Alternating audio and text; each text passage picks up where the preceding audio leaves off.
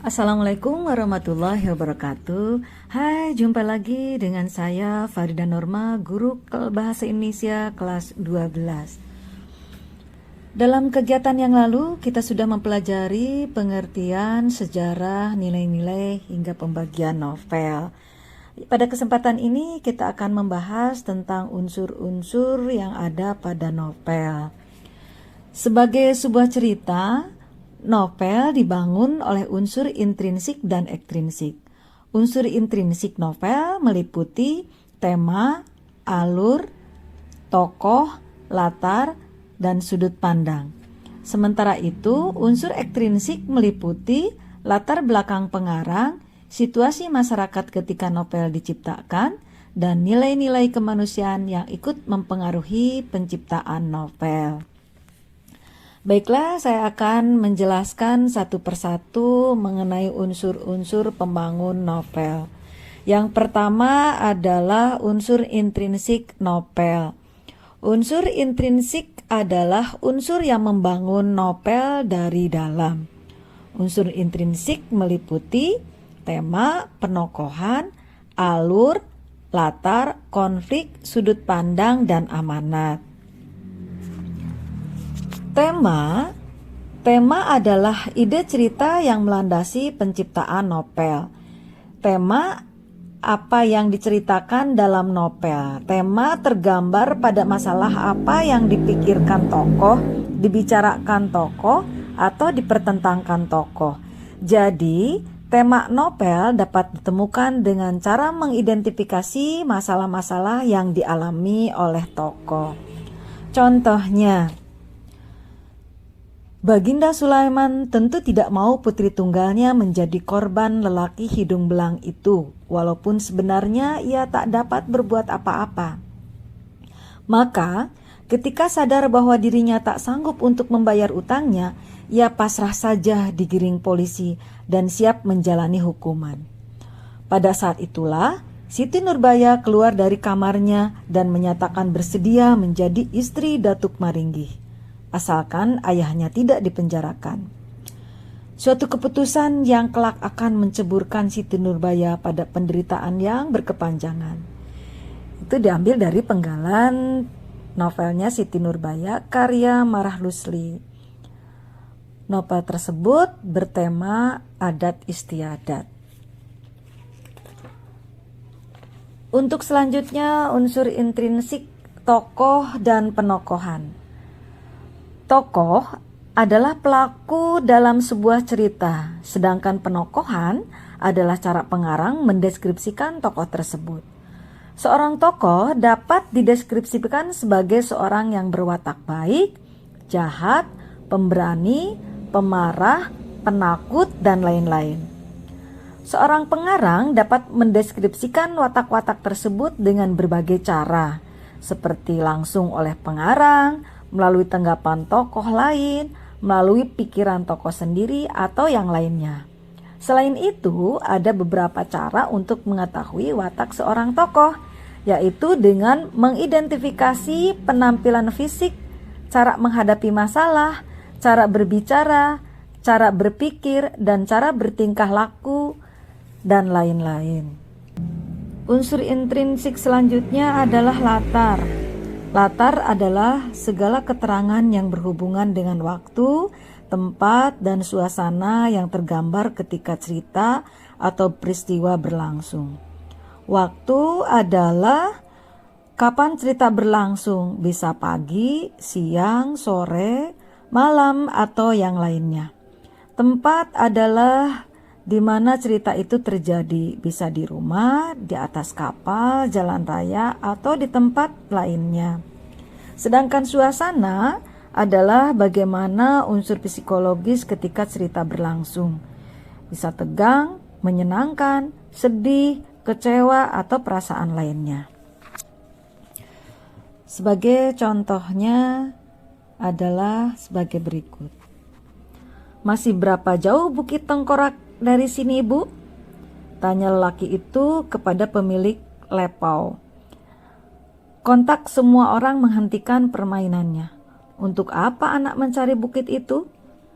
Semua yang datang ke bukit itu tak pernah kembali. Kata orang di bukit itu benar-benar ada hantu, juga binatang buas seperti beruang, harimau, dan sebagainya, jawab salah seorang dari mereka. Saya tahu, Pak. Saya sudah mendengar semua cerita tentang Bukit Tengkorak itu. Saya memang tak ingin kembali lagi setelah sampai di sana. Semuanya heran, mulutnya melongo. Ibu pemilik lepau itu kemudian mengatakan bahwa untuk mencapai Bukit Tengkorak harus melakukan perjalanan kaki paling cepat 2 hari 2 malam, menuruni 3 lembah dan 4 bukit. Letaknya di sebalik Gunung Kerinci. Tapi tidak ada angkutan mobil yang bisa mengantar ke sana. Bahkan pemilik sewaan kuda di daerah itu juga tidak mau menyewakan kudanya kalau tujuannya ke Bukit Tengkorak. Contoh tadi diambil dari penggalan judul novel Nyanyi Sunyi dari Indragiri, buah karya Hari B. Koryun. Sebagai salah satu tempat yang diambilnya adalah tempat terjadinya peristiwa di lepau atau warung. Sedangkan suasana yang dirasakan dalam novel tersebut adalah suasana tegang dan heran. Baiklah, untuk unsur intrinsik selanjutnya adalah konflik. Konflik adalah pertikaian atau pertentangan antara dua karakter yang berbeda. Secara garis besarnya, dalam suatu cerita terdapat dua karakter, yaitu protagonis dan antagonis, yang masing-masing mempertahankan idenya. Perbedaan karakter inilah yang memicu adanya konflik. Jenis konflik terdiri atas 3 macam, yaitu pelaku dengan alam atau lingkungannya, sesama pelaku, dan pelaku dengan dirinya sendiri atau yang disebut dengan konflik batin.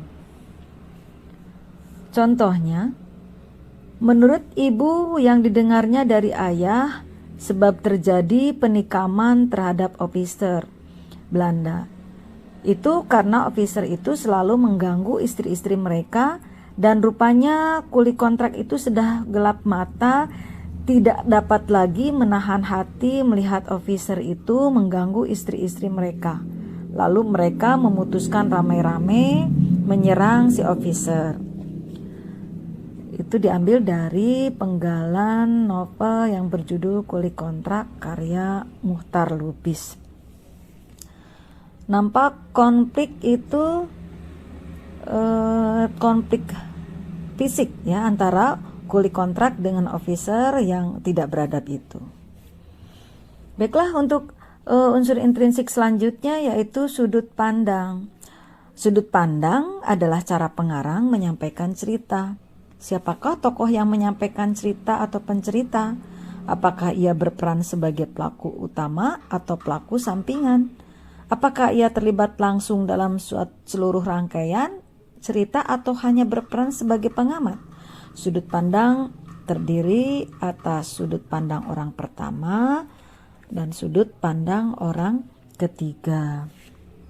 Baiklah, saya akan rinci dan saya akan jelaskan satu persatu tentang sudut pandang yang digunakan oleh pengarang.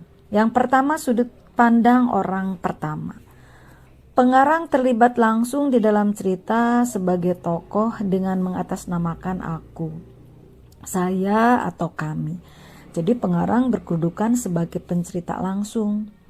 Sudut pandang orang pertama dibagi menjadi 2. Sudut orang pertama sebagai pelaku utama, yaitu tokoh aku, saya, atau kami menyampaikan cerita yang di dalamnya sendiri sehingga berperan sebagai pelaku utama.